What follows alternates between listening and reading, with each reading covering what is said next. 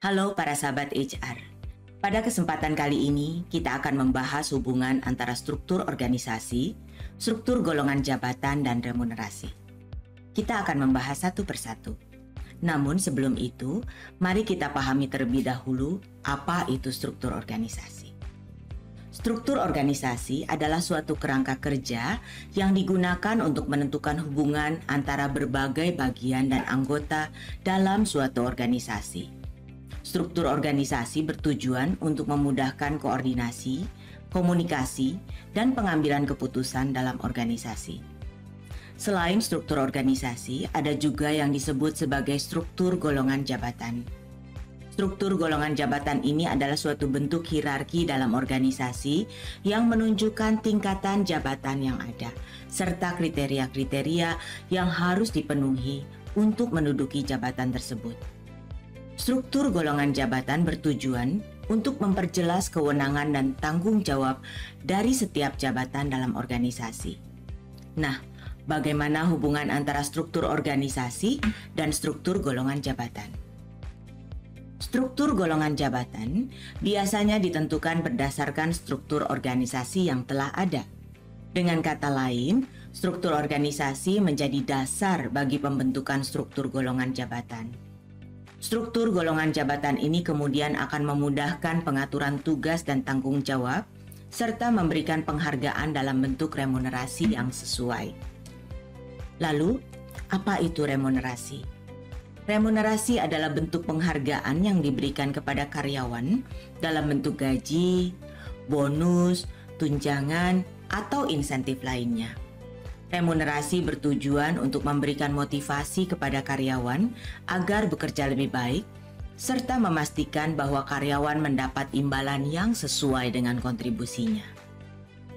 Kaitannya dengan struktur organisasi dan struktur golongan jabatan, remunerasi harus disesuaikan dengan tingkat jabatan dan tanggung jawab yang dimiliki oleh karyawan. Karyawan yang memiliki tanggung jawab yang lebih besar atau menduduki jabatan yang lebih tinggi biasanya mendapatkan remunerasi yang lebih tinggi pula.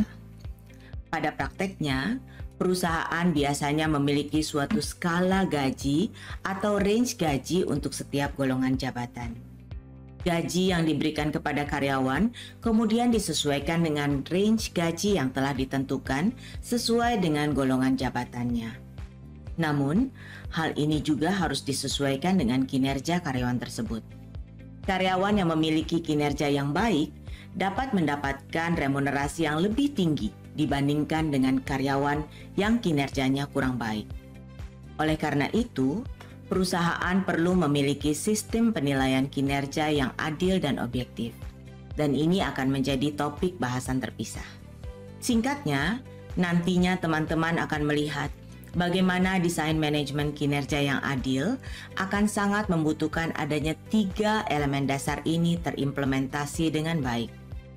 Dalam pembahasan masing-masing elemen secara lebih mendalam, teman-teman akan melihat bahwa 3 elemen dasar ini akan selalu ada pada perusahaan yang baik.